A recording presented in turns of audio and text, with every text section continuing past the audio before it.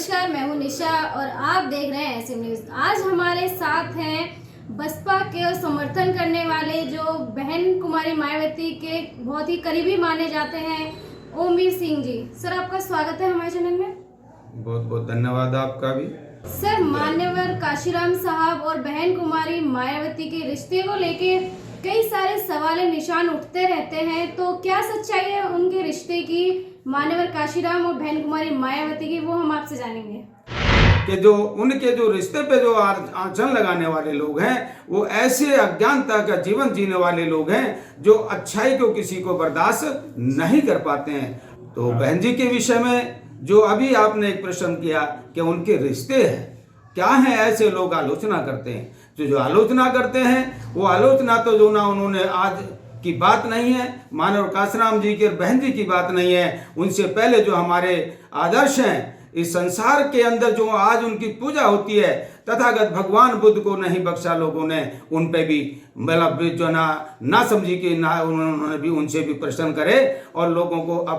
उनको बुद्ध को अपमानित करने के लिए भी महिलाओं का उन्होंने सहारा लिया और उनको अपमानित करने की कोशिश की। ऐसा ही महापुरुष हमारे जो दुनिया में आज बुद्ध के बाद अगर दुनिया मानती है तो बाबा साहब को भारत में इतना नहीं पूजते हैं, लेकिन आज 58 देशों के अंदर बाबा साहब की भी बुद्ध के साथ पूजा होती है। तो ऐसे महापुरुष के जो विचारधारा को लेके चले काशीराम जी और बहन जी का उनका जो नाता है, जो वो ऐसा है कि जैसे बाप और बेटी का होता है,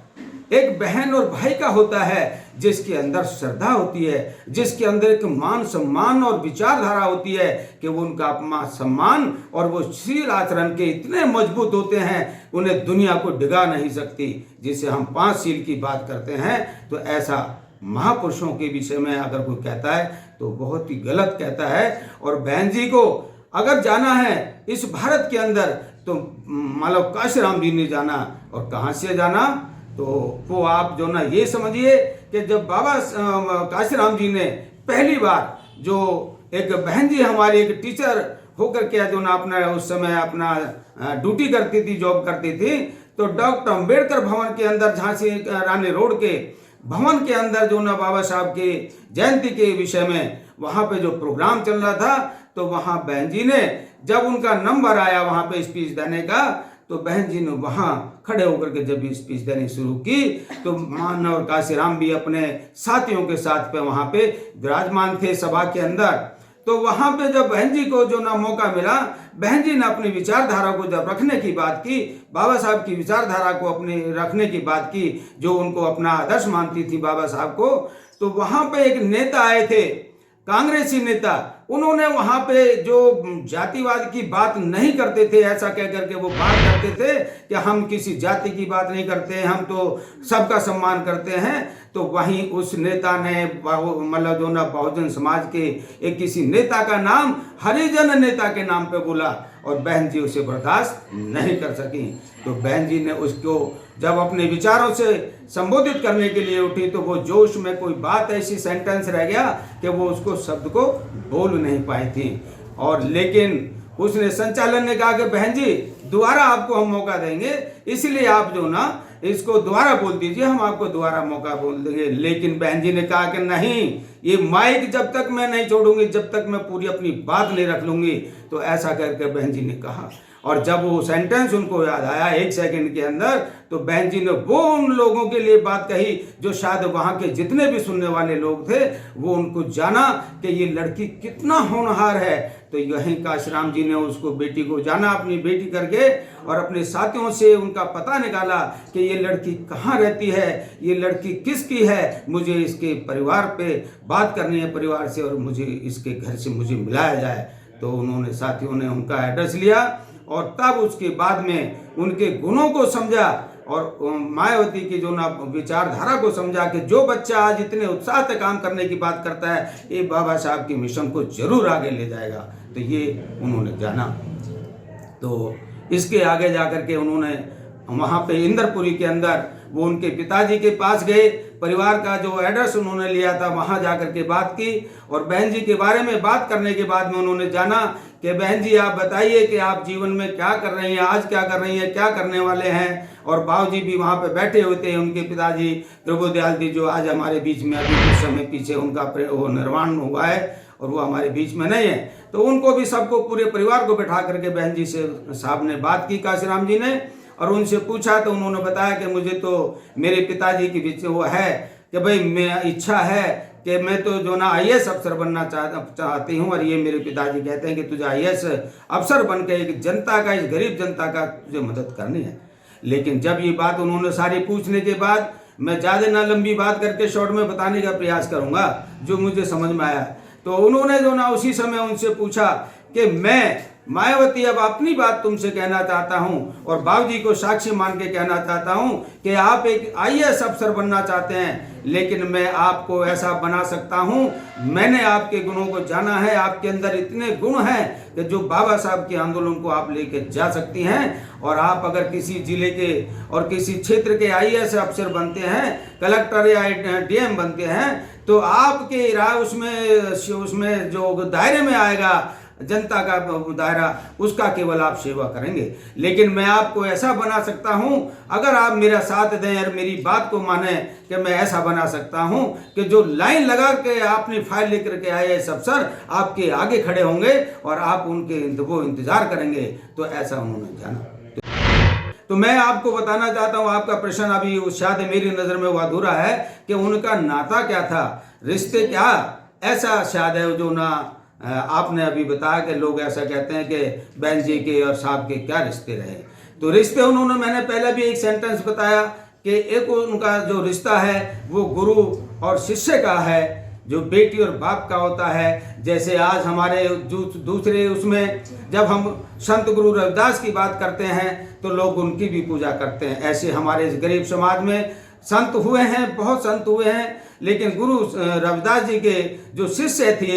एक राजा की बेटी जो मीरा थी, उसने जो ना उनको अपना गुरु माना। उन्होंने उनको ज्ञान प्राप्त करने के लिए, और उनके पिताजी ने उसको, बेटी को ऐसे बोल दिया कि जो ना तू अगर मान लो ऐसे एक नीच आदमी की उसमें बनेगी शिष्य जाके, तो मेरे क्या होगा। लेकिन उस मीरा ने ये कह दिया कि नहीं, मैंने इनको अपना रविदास को अपना गुरु माना है और मैं इन्हीं की विचारधारा से चलूंगी और अपना जीवन जो ना मैं ऐसा ही मतलब काम करूंगी। तो वही बात मायावती जी को जो काशीराम जी ने समझाया, और उन्होंने अपने पिताजी से जब आज्ञा लेने की बात की तो पिताजी ने भी उनको इनकार कर दिया कि मैं राजनीति में तुम्हें भेजने वाला नहीं हूं, काशीराम अपने मिशन को चलाएं, मैं आपको ऐसी परमिशन नहीं दूंगा कि जो आप काशीराम के जाकर के साथ में काम करें, और अगर आपने ऐसा काम किया तो मैं आपको घर के दरवाजे बंद कर दूंगा हमेशा के लिए। लेकिन बहन जी ने बड़े गौर से चिंतन किया, और चिंतन करने के बाद में वो अपने पिताजी से कहा कि नहीं पिताजी, मैं आज उनकी बात को समझ पाई हूँ कि जो उन्होंने बाबा साहब की बात रखी हमारे बीच में, आंदोलन की बात रखी बाबा साहब के,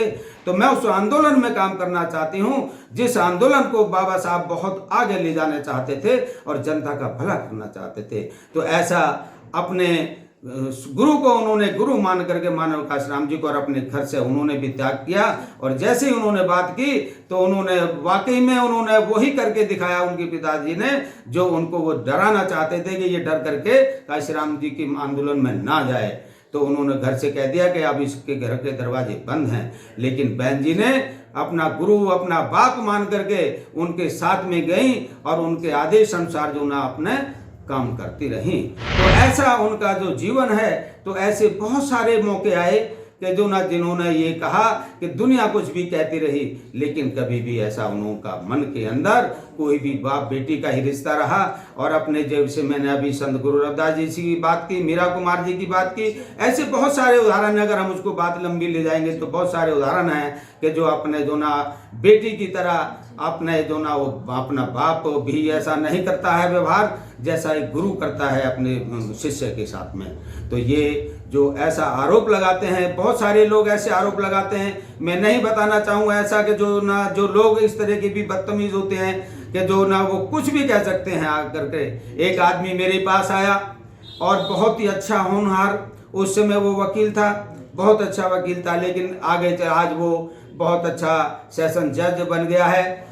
यूपी के अंदर ड्यूटी है, मैं नाम लेना नहीं चाहूँगा, लेकिन एक दिन वो भी मेरे पास आया ऐसी गलत सूचना लेकर के, और उसने भी आकर के यही कहा कि भाई काशीराम और मायावती के जो हैं रिश्ते वो तो जो ना कुछ दुनिया कुछ कहती है। और मैं भी वहाँ पंजाब में गया था, और मैं वहाँ गया था जहाँ पे वो रहते थे, ऐसा उसने शब्द कहा। तो मैं भी उसको बर्दाश्त नहीं किया, और मैंने उसको जब प्रश्न पूछा, जैसे लोग करते हैं, अगर उनसे कोई मतलब बदतमीज लोगों की जो बात आती है, लाइन लगी हुई मिलेगी, जो आज भी मायावती को जो ना गलत भाषा का इस्तेमाल करते हैं महाराज साहब के बाद भी, तो ऐसे बहुत सारे लोग हैं। तो मैंने भी उसको यही पूछ लिया कि तुम ये बताइए कि तुमने कभी अपने माँ और बहन के बारे में भी सोचा है कि भाई तुम्हारी बहन कहाँ है और तुम्हारी माँ कहाँ है? तो अगर कोई ऐसा सोचता है तो वो बहुत ही गलत सोचता है। और उस पे जज जो आज है, एक होनहार जज है, माना हुआ जज है यूपी के अंदर, आज वो आदमी मेरी बात का जवाब नहीं दे सकता था। तो ऐसे लोगों की कमी नहीं है। तो ऐसे लोग जो ना आरोप लगाते हैं। और बहन जी ने जो त्याग किया, उसके त्याग का बलिदान का उन्होंने जब उन्हें उत्तराधिकारी बनाया, तो उसके अंदर लखनऊ के अंदर हमने हमारा जब बस इतना ही सौभाग्य था, उसके बाद में हम कोई भी मानव काशीराम जी का भाषण नहीं सुन पाए थे। तो उन्होंने